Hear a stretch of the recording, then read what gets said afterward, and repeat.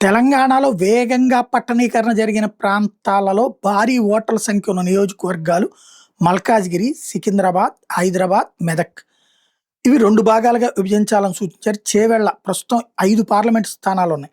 ప్రతిపాదన అమలైతే 4 స్థానాలు ఇంటూ 3 12 స్థానాలవుతాయి. 1 స్థానం ఇంటూ 2 2 స్థానాలు.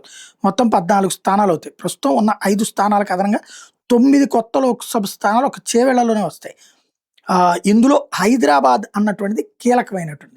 వాస్తవంగా ఒకప్పుడు హైదరాబాద్, పాత బస్తీ వీటిట్లో భారతీయ జనతా పార్టీ వాళ్ళు కూడా 2, 3 సీట్లు గెలుచుకునేవాళ్ళు. ఒక నరేంద్ర గావచ్చు, ఇంద్రసేనారెడ్డి గావచ్చు, తర్వాతన దత్తాత్రేయ గావచ్చు, ఇట్లాంటోళ్ళు విజయాలు సాధించినవి ఉన్నాయి. 12 ఎమ్మెల్యే సీట్లు గెలుచుకున్నటువంటి సందర్భం ఉంది రాష్ట్ర వ్యాప్తంగా. అప్పట్లో అక్కడ కూడా గెలిచినటువంటి సందర్భం ఉన్నాయి. హైదరాబాద్‌లో లేదా సెకండ్ ప్లేస్‌కి వచ్చినటువంటి సందర్భాలు ఉన్నాయి. పాత బస్తీ లాంటి చోట్ల కూడా బలంగానే. అయితే ఆ తర్వాతన ఎప్పుడైతే రాజశేఖర్ 2009లో నియోజకవర్గాల పునర్విభజన చేసినటువంటి సందర్భంలో ము హిందూ ఓట్లనేమో డివైడ్ చేసి ముస్లిం ఓట్లు పోలరైజ్ చేయడం వల్ల 7 అసెంబ్లీ స్థానాలు, హైదరాబాద్ పార్లమెంట్ స్థానం ఇక శాశ్వతంగా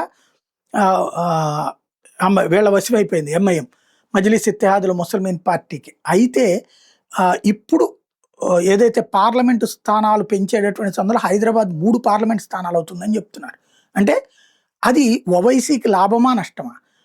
ప్యూర్లీ అది ముస్లిం పోలరైజేషన్ అయితే హైదరాబాద్‌లో 2 ఓవైసీకి రావడం అవుతుంది. అప్పుడు ఎంఐఎం 2 సీట్లు గెలుచుకోవడం, 1 బీజేపీ గెలుచుకునేటటువంటి సీటు ఉండొచ్చు. కాంగ్రెస్ పార్టీకి అయితే ఆ ప్రాంతంలో 0 కనబడుతుంది. లేదా 2 బీజేపీ గెలుచుకుని 1 ఓవైసీ వరకు గెలుచుకునే పరిస్థితి ఉంటుంది. అది నియోజకవర్గాల పునర్విభజన మీద ఆధారపడి ఉంటుంది.